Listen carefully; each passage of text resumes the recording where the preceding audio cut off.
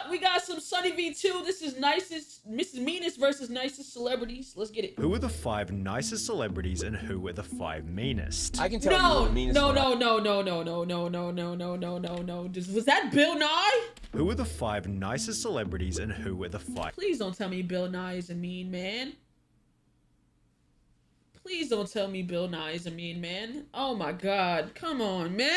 Meanest. I can tell you who the meanest one I ever met was. Uh-oh.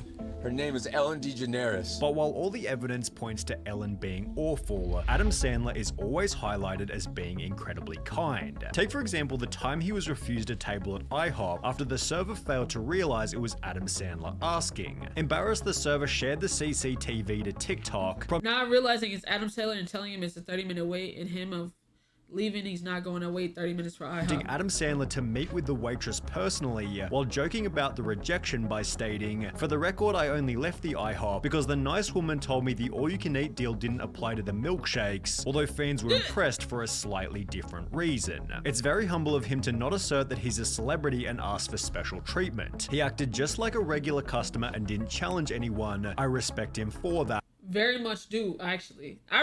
You know what I'm saying? He didn't pull that. Oh, you don't know who I am. I'm Adam Sandler. I'm still 30. You know what I'm saying? I fuck with that. Cause he don't give a fuck. He was like 30-minute waits to 30-minute. Alright, bet, respect. You know what I'm saying? I love that. With his humble attitude extending to wedding photo bombs, and that time he randomly appeared for some chicken. Hi, guys. No way.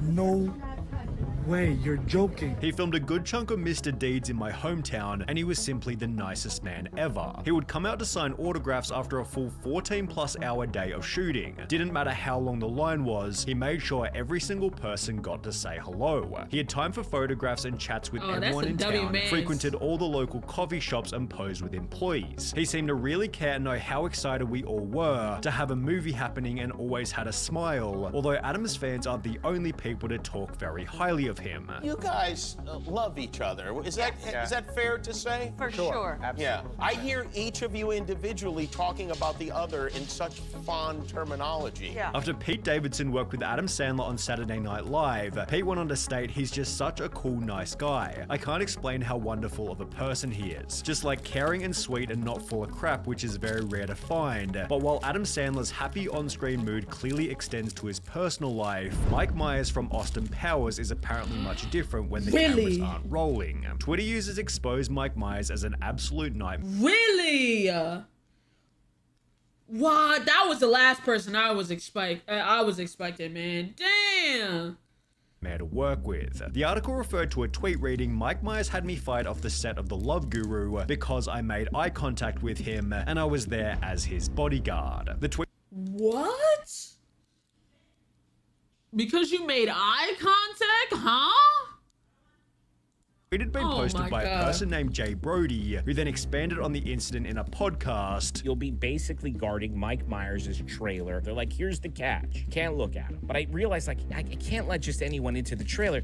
So I look up, I catch his eye for a second. I give him a nod to let him know I'm cool. And then I look away, and within an hour, I get a phone call letting me know that I'm fired and I have. Alright. I don't give a fuck how many movies you are in. Who the fuck do you think you are?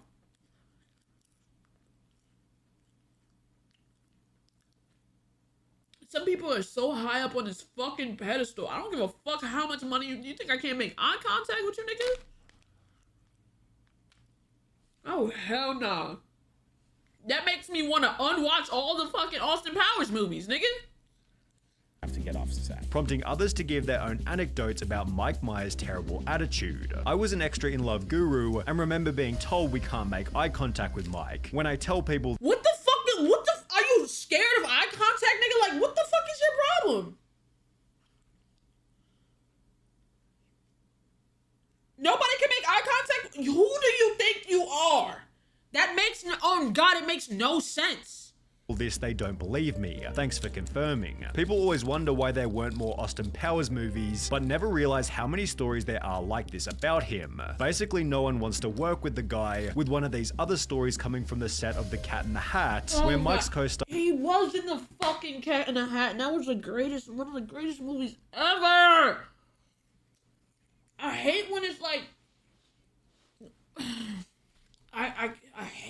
that, man?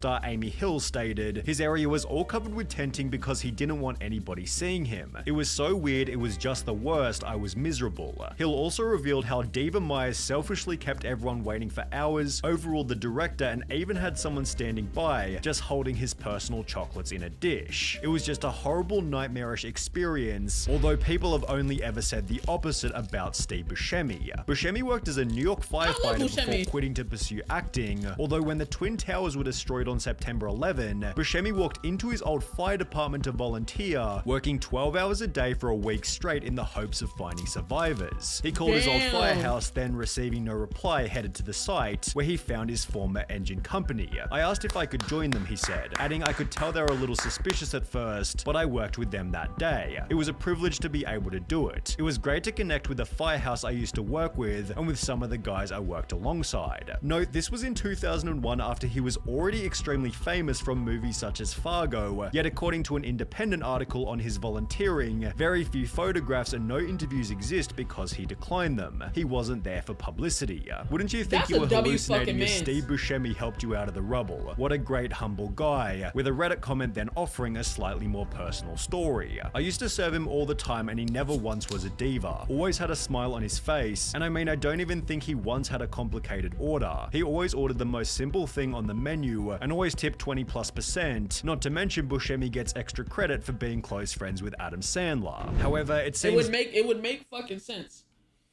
Great people love to be around other great people. It makes fucking sense. Jerry Seinfeld was left out of the party, given every clip of him I've seen outside of his shows is just him being an unlikable douche with an ego the size of a small car. I feel like I've heard this before. That Seinfeld was an asshole. I feel like I've heard that before, chat. Country. This sentiment began with a Larry King interview from 2007. I went off the air. I was the #1 show on television, Larry. You were. Do you know who I am? 75 million viewers. Last episode. What? You don't take it so bad. Well, that's the big difference between being canceled and being #1. Okay, I'm sorry. B-movie opens. Can we get a resume in here for me? B-movie opens tomorrow. Although he's also a child diddler. Huh? He is? Oh, see, that's new information to me. You ain't hear about that? No, I did not. Oh, no. He, him, Seinfeld. Yeah. He. Don't, no, she, nothing. Fuck that. This attitude extends into other moments like the time he rejected Kesha. I love you so much. Oh, thanks. Can I give you a hug? No, thanks. Please? No, thanks. A little one. Wow. Damn. That was awkward. I ain't gonna lie, chat, my secondhand embarrassment started kicking in a little bit. Yeah. Damn. Yeah, no thanks. Damn! Oh, he's an ass. I don't know who that was. Yeah, it was Kesha. Okay. Jerry then offered no apology for rejecting her. I don't hug a total stranger. I have to meet someone, say hello. I need to know, who are you? No, and she was very nice about it. We laughed about it. Did you? Yeah. Did you hug her afterwards? No. No? Leading Kesha to change her mind about him for pretty obvious reasons. What happened with Jerry Seinfeld? Oh my God. Are you friends with him? Damn, Kesha doesn't look the same, I'm gonna be honest. But hey, I ain't gonna lie, when she first dropped that, wake up in the morning feeling like bruh. She had the hood on lock, bro. My little iPod shuffle was going crazy. I am not. Okay, we're good. It was like the saddest moment of my life. Jerry also has a reputation for destroying the paparazzi. The worst place, like, you bomb. I'm sure comics go through all the time. Another very weak question. And after Lady Gaga was moved to his luxury basketball box for acting rudely at a game, he had this to say. This woman's a jerk. I hate her. I can't believe they put her in my box, which I paid for. This is what you give people the finger and you get upgraded? Is that the world we're living in now? Wow. hysterical. I love him. Jerry Seinfeld's meanness definitely has a charisma to it. However, if you're wanting a more humble type of charisma, then we have to talk about Post Malone. With entire compilations dedicated to him treating other people kindly, there are almost too many wholesome moments to choose from. Did you draw this? This is awesome. I love you too. Thank you. Cool hat. There was that time he went out of his... lie. Post Malone to me has really kind eyes. Like, they look sad, but they look kind. Like, he's like a really soft person. His way to greet a 21-year-old having his first beer, or that time he gave his $5,000 guitar to a fan after a concert. You want a guitar? Yes! It's like a $5,000 guitar, so you have to promise me. You gotta promise me that you're gonna take care of it and play it. Okay? Okay? Post Malone treats paparazzi in the opposite way to Jerry Seinfeld. Boss, I want you to know that I really like your music. Thank you so much, man. Thank you so much. Yeah, that means definitely. a lot to me. Can you say hello to Nicole? Well, hi, Nicole. Love you guys. And when this fan somehow made it past security, Post Malone hugs the guy and treats him respectfully before he's taken off the stage. In a different instance, Post Malone let a fan come on stage to play the guitar part in Stay, and it's therefore no surprise that fans have told anecdotal stories such as, someone in a similar thread said Post moved into his brother's street and went and introduced himself to all his new neighbors and invited them for a barbecue. Genuinely sounds like an awesome guy. I believe this 100%. He had a party at an Airbnb or something a few houses down from my group's Airbnb, and he legit went around the cul-de-sac himself inviting everyone to the party. He also spent the entire night moving between groups, chatting and generally being a phenomenal host and ensuring everyone had a blast. 10 out of 10 dude. But while nobody has anything negative to say about Post Malone, it seems nobody has anything positive to say about Chevy Chase. Remember when Pete Davidson praised Adam Sandler earlier in the video? Well, Pete had the opposite to say about Chevy Chase, stating, "He's a fucking douchebag. I hate that dude. He's just a genuinely bad racist person and I don't like him." Chevy Chase was fired from Community after calling Donald Glover the N-word, not to mention before the firing, Chase was simply difficult to work with. He was someone that did not want to be there for the hours that we were keeping. He sometimes could be in not great moods. Earlier in his career, Chevy Chase had gotten into a fist fight with Bill Murray, and while interviewing Robert Downey Jr., Chase stated, "Didn't your father used to be a successful director? Whatever happened to him? Boy, he sure died, you know, he sure went to hell."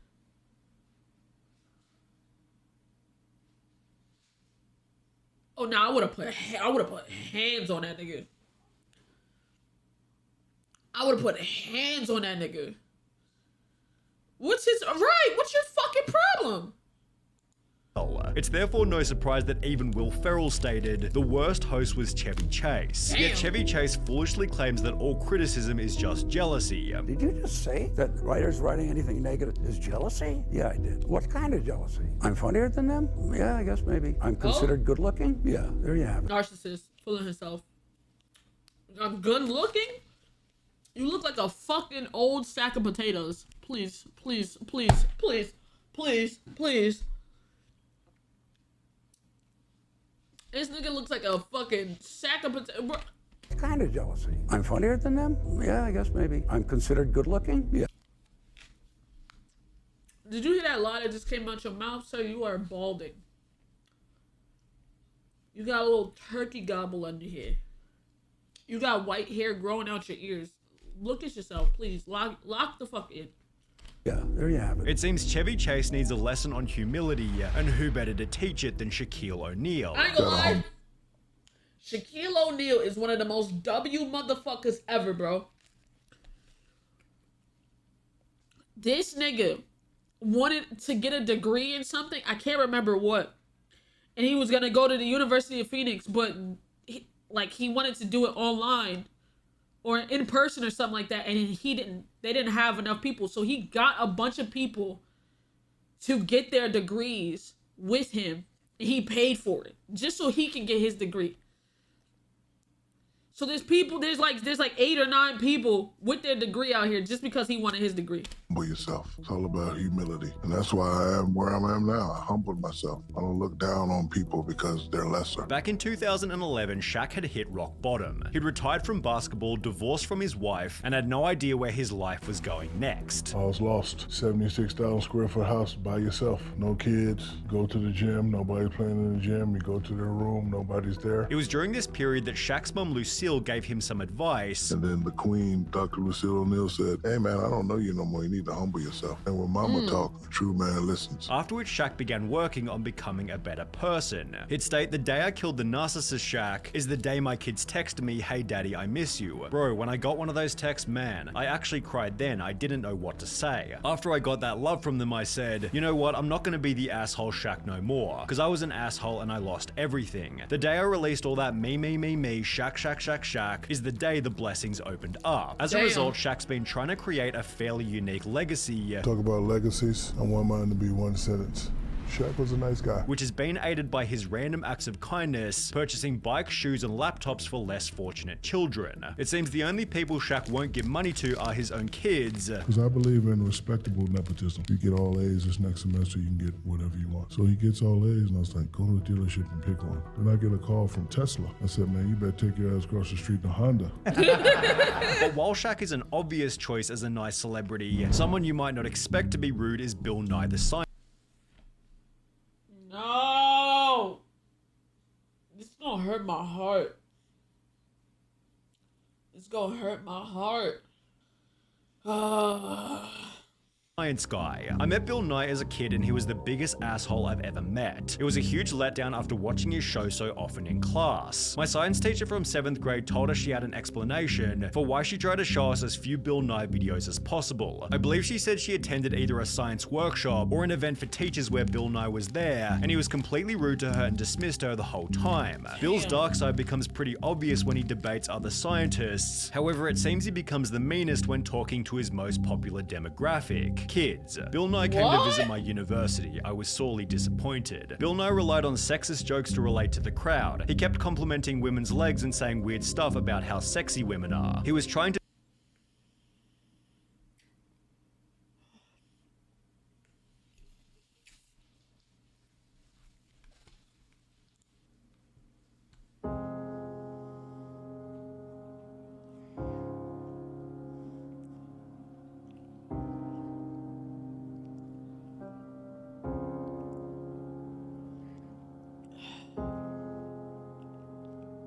Damn.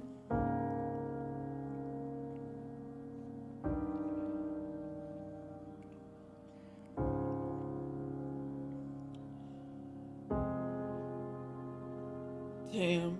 I hate it had to be Bill Nye, man. My childhood. Damn. This shit hurt, man. This shit hurt. Bill. Fucking Bill, man. Fucking Bill. Damn. Fuck.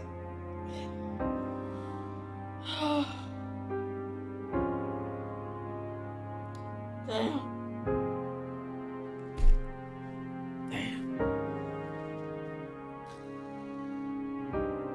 Did this nigga just say at least we have Cosby? Okay. That's worse. Okay. Okay. Alright, dude. Come on, man. to be relatable, but was sorely mistaken as he faced a crowd of driven female engineers and scientists. He went on about climate change and basically insinuated that we could be the policy changers while the real scientists did the real work. I couldn't believe how much my views of him were falling apart as I watched him pander to students he clearly didn't care about. I later heard that he wouldn't speak with students, only professors, with this anecdote following the very common theme of Bill Nye was my hero until I heard him talk. Although thankfully Keanu Reeves is the perfect balance between good and evil. While filming the second two Matrix movies, Keanu Reeves chose to give up $75 million worth of his movie earnings, instead redirecting the money to the special effects team who he said deserved it more. Even then, this might not have been his most charitable act whilst filming. As a Reddit user stated, a family friend builds movie sets, doesn't design, is one of the poor dudes that just builds. Anyways, he worked on the set for The Matrix, and Keanu heard about family trouble he was having and gave him a $20,000 Christmas bonus to help him out, although money isn't the only thing that Keanu has given up. In 2011, he was candidly filmed giving up his seat on the New York subway, and 3 years later in 2014, he waited patiently for 20 minutes in the rain outside the wrap party of his own film Daughter of God after a mix-up because he didn't want to cause a scene. He didn't say, "Hey, I'm Keanu Reeves," or "Yo man, this is my party," once to the bouncer, and the owner of the club was horrified when he found out afterwards that the actor was standing. That bouncer is fired. That bouncer is cooked, nigga. He's never gonna bounce again in his life. The bouncer bounced. Got his ass bounced up out of there. You're done, buddy. Had that man waiting 20 minutes outside in the rain in front of his own party, you're done. Hell yeah. Chat, I got chips and shit. I got chips and shit.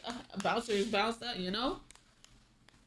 How do you not realize? Right, how do you not realize it's fucking Keanu Reeves, man? Standing in the rain.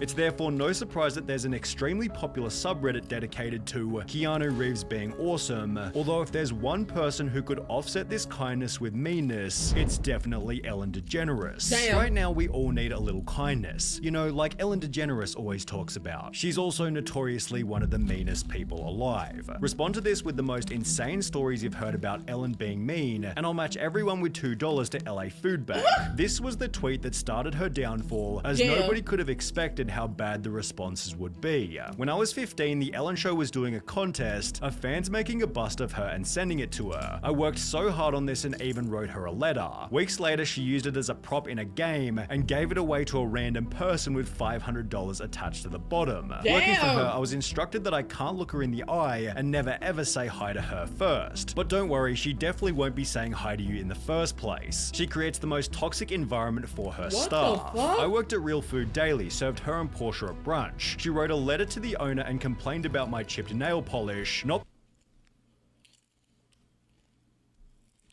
that it was on her plate, but just that it was on my hand. I'd worked till closing the night before, and this was the next morning, almost got me fired. That might be pettier than the eye shit. Over nail polish, bitch? That's not in your food, it's on my fucking hand? You sat down and had, I know you didn't write it, but you complained so much and had an assistant or some random write a letter and send that shit out just to, what the fuck was the end goal there? What was the end goal? Over nail polish? Fired. Chris Pontius stated on Steve-O's podcast that he wasn't surprised to hear these anecdotes. It's crazy that all this stuff's come out, like, about Ellen being mean, because when I met her, I thought she was really mean, like, and she's like, so what do I gotta do? And she's just pissed to be there, and then she comes out on stage and she's like, all like funny, nice Ellen, you know, like the person that they think she is. And apparently neither were the 10 employees who came forward 4 months later to expose her terrible working environment. Toxic, phony, hypocrite, liar. That's what she is. We were told from the very beginning, don't talk to Ellen, don't do this, you can't go into her office. It was very nerve-wracking, very stressful. We all walked on eggshells all the time. As a result, Ellen took a 14-week hiatus, returning with a pretty standard apology. Sometimes I get sad, I get mad, I get anxious, I get frustrated, I get impatient, and I am working on all of that. However, this failed to ensure a returning audience, as in May 2022, Ellen's show was cancelled completely. Damn. I was wondering why her show was canceled. I knew it was canceled for like some reason, but like I didn't follow it that much to care. She said, I'm human just like you. Yeah, okay, bitch, whatever.